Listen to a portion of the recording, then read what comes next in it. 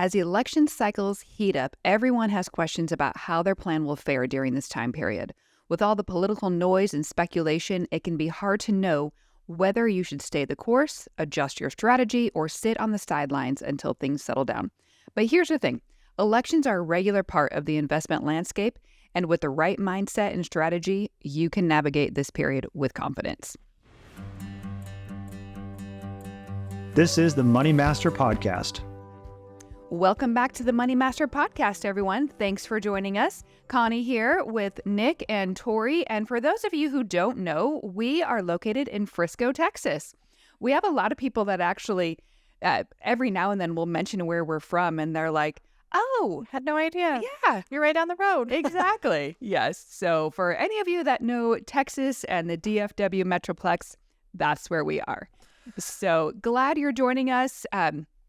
Lots of questions on people's minds during this time that we're in, meaning, election time. It's like the question on everybody's mind, but it's also taboo, right? Like we don't talk politics, but everybody wants to know what to do right now. I think this should be the shortest episode ever because my answer is pretty short about what you should do during an election. Yeah, Stay election the year. course. Nick's answer is stay the course. But Thanks for joining us. That's it. yeah. Regardless, people do want to know. I mean, they do have the question. It's a legitimate question, and it's an honest question. Sometimes people actually ask it almost reluctantly, like, I'm sorry, going to ask this, but if so-and-so gets in the office, then how is that going to change things, right? Right. Yeah. And even leading up to people, forecasts and projections, people are like, oh, the stock market's going to do this because of this and that and the other. They're trying to predict and they wonder, what should I be doing right now with my money? Right. So we're going to ask you some questions that can help you to kind of gauge where you're at with this. And I'm going to tell you my short answer. And, the short answer is, when you look at the data, and it doesn't matter if you're red or blue, and it doesn't matter if you think this time it's different. It has been about equal in terms of red versus blue. And you could say, well, this time it's different. And I agree. It feels different. Completely it does. But if I put myself in the shoes of during the tech bubble, during the financial crisis, during all the other crises, it always felt different. With the emergence of the internet, it felt different. With the housing crisis, it felt different. This isn't supposed to happen. There's always been something new, right? Yeah. Now it's AI. There's something new always. It's going to always feel different, right? And so it's just like you would be betting against reality. The last election, a couple of people said, hey, I'm going to definitely move my portfolio back down to a different, more conservative or go to cash. I got a gut feeling. We're like, against advice, right? Go ahead and do it against advice, right? And, they were obviously upset that they did that. And the reason is that we want to capture the best days in the market, and being wrong compounds forever.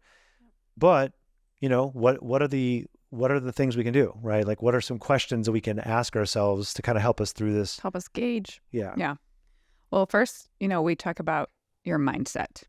Where's your mindset at? The psychology of why you're asking the question in the first place. What are you worried about? Yeah. What are you actually concerned is going to happen? Yeah. What are you trying to protect yourself from?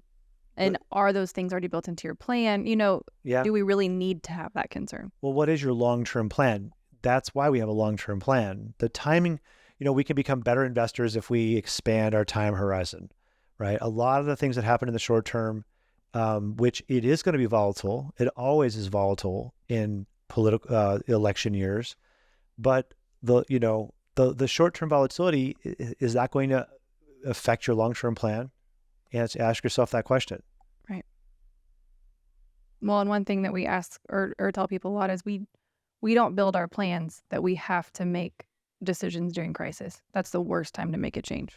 Right. It's the crisis. That's not when you're trying to do the changes. It's, when things are okay and you're planning for different goals or whatever, that's when you might make changes, but not because of, this happened in the Avoid market. those knee-jerk reactions. Right. So you want to stay focused on your long-term goals. You want to recognize that market volatility is just the normal part of election cycles. And you want to, like Tori just said, avoid that panic, avoid that knee-jerking reaction that's just truly based on the headlines. Yeah. So check in with yourself.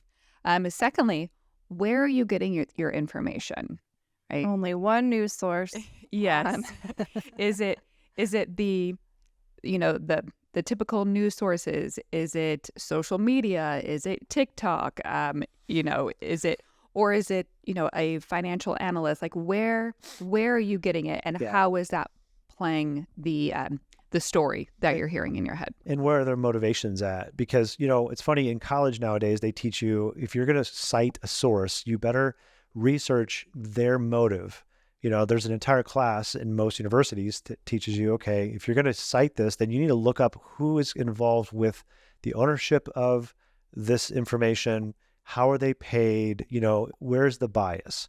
And I think you should do that with your news sources. You should especially do that with your media sources when it comes to like market talk. It's hard to trust. First of all, analysts are completely wrong almost all the time, trying to predict recessions, trying to do market projections. I mean, there's a lot that can be wrong. And so personally, I want to tell you where I get my information. I never trust articles. Articles are motivated by getting clicks. Okay. I trust books more than I trust articles. Ask yourself, are the people working in my corner, meaning the people giving the information, how are they paid? Are they, what are they motivated by? But books, they tend to be not flat, fly by night. They tend to be, especially when they use good analysis, there's a couple of the best books I've ever read on investing that helps you to have the right perspective. Most people don't like to read a lot of books, so then they lean on people who do. It's like a perfectly acceptable way of doing that. But if you know that person is of sound mind, I mean, they're not, they don't have some kind of weird bias, starting to name names, but, some weird bias or some weird behaviors, who are the tried and true, academics to maybe keep me on the straight and narrow. Right. Well, and if we're talking about stay the course or being in it for the long term, books are a much more long-term mindset type of thing, right? They're not looking at this one election cycle. They're looking at history. They're writing about something more researched than just a click article of like this happened yesterday. And I would say not all books, because some books are designed to sell. Right. Right. So be looking for that in a book that's designed to sell. But there are some great objective books. A couple of books that I love is A Random Walk Down Wall Street, and the other one is Stocks for the Long Run. To me, those books are unbiased. They're objective. If the author uses bias, they talk about this is a bias, but that helps you to keep your head on straight. Now, you might not want to read 400 pages, It sucks for the long run. It's a very, yes, it's worth it if it's your money, right? But has your advisor read that book? Does your advisor abide by that book? Are we of sound mind, And I would say too, like if you are hearing sound bites, on whatever media source, do your best to fact check them, right? One thing that was very shocking to me, 2 years ago, we traveled during the holiday season, and on the news, it was the airports are so crowded, they're so busy, the lines are so long, and we were at the airport that day, and I saw a news clip later that day. My aunt even texted me. She goes, "I just saw you on the news." I was like, "What?" Oh, yeah. And the clip on the news showed how crowded they wanted to make it look. We were there. It was not crowded at all. But they wanted you to see. They wanted you to think write the one narrative. thing. Yeah. Yes. Right. So, if you're wondering, what you're hearing, do your best to fact check. Also, AI has made things nuts lately. They can fake quite a bit of stuff now with AI, and yeah, that's another reason to make sure you're making sure it's true. Right. Hey there, this is a quick break to talk about how you pay yourself in retirement. People often ask about how much they're going to be able to spend each month from their savings when they're no longer working. You may have heard of the 4% rule, the bucket strategy, or nameless others, but none of them do a good job measuring your true spending capacity. That is, how much can you afford to spend each month confidently? I wrote a white paper you might want to read. It's about a guardrail system for retirement that can help you do better in retirement. And I think it's probably the best withdrawal strategy available. There's no cost to download and read it. If you want a copy, all you have to do is text the word income to our business line at 214-988-9178. That's it, just the word income, and send it to 214-988-9178, and we'll send that paper about guardrails straight to you. right. The next one. If you sold, when would you buy back? If So you sold, moved, meaning to if move you it cash. moved to or- cash, Yeah. We ask that question when people do talk about this.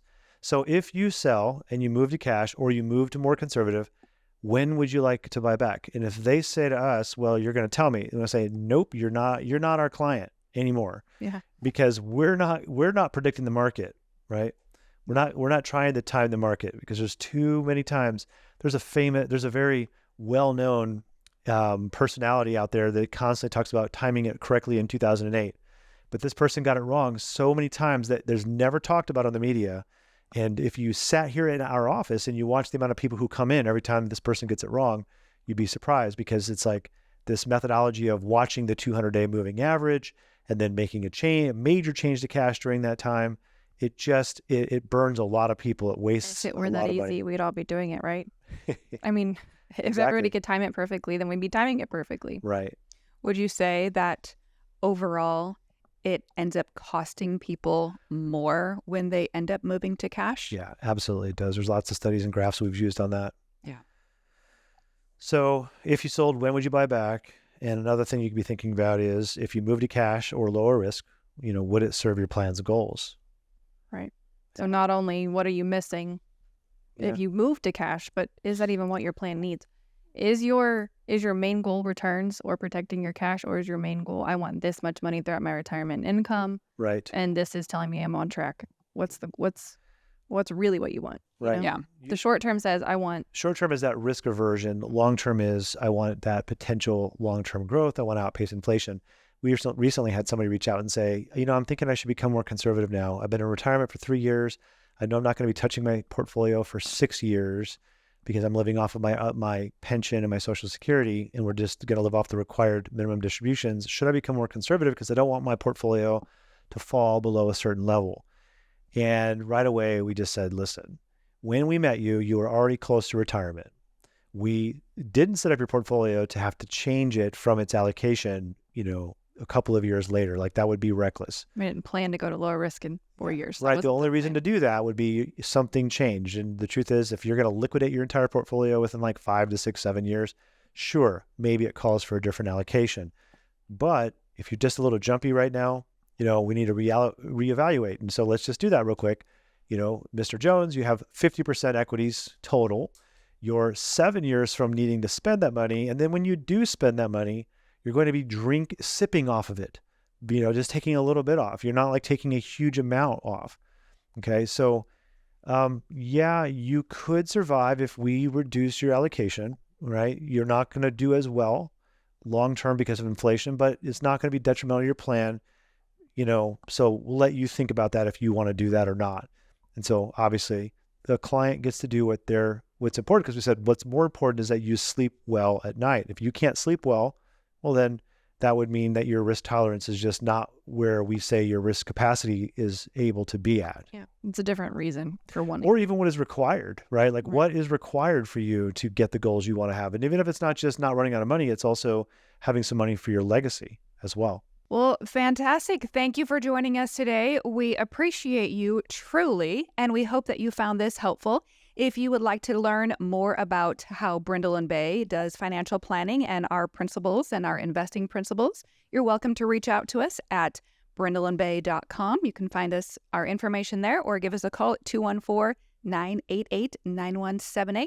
Leave us a comment and share with your friends. Thanks. Nick Davis is an investment advisor representative of Brindle & Bay Financial Advisors, a registered investment advisor. This show is for informational purposes only. Any references to client experiences made may be deemed to be indirect testimonials. Clients were not compensated for providing any testimonial statements. Any references to client experiences are for illustrative purposes only. Actual client experiences will vary. Any exposure to ideas and financial vehicles discussed should not be considered financial advice or recommendation to buy or sell a financial vehicle. You should consult a qualified financial tax or legal professional before taking any action. This program is not endorsed by the Social Security Administration or any other government agency. Brindle & Bay Wealth Management is affiliated with Brindle & Bay Financial Advisors.